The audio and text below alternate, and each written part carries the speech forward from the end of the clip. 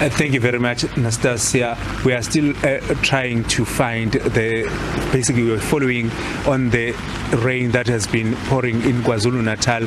But next to me there's Unonala Plovo from the Department of Cooperative Governance and Traditional Affairs in KwaZulu-Natal, just to give us an update in relation to what do they basically received so far during this day. Unonala, thank you very much for your time. Briefly, if you can just update us about the floods, if there are any flooding in KwaZulu-Natal. Mlondi, thank you for having me, and thank you to your viewers. At the moment, we have just come off a meeting that was giving an update on the situation across KwaZulu-Natal. Fortunately, we haven't had any fatalities thus far, and we don't have any injuries, but we do have a few structural damages across the province, particularly within Utsugela districts, and also we had a challenge in Ward 29 eThekwini that was caused by stormwater, which was flooded, and a few families, about 8 families, had to be evacuated. That situation is under control. There is now machinery on site, and they are busy evacuating all the families that are in that vicinity.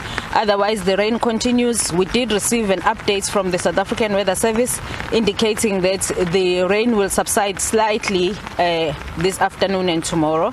So we're not expecting any heavy downpours after today.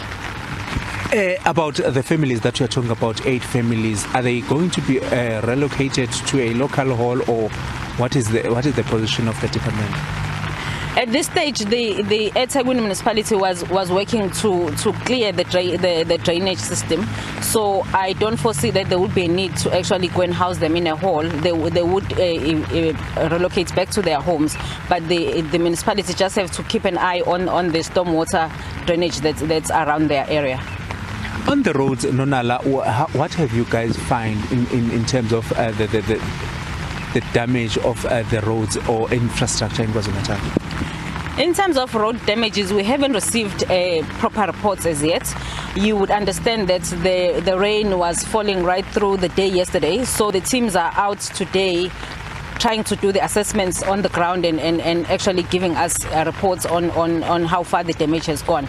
But at this stage, we haven't had any major reports of any major damages on the roads. And from what I can see around eThekwini, there has been downpours, but it's not that heavy. It's nothing compared to what happened in April.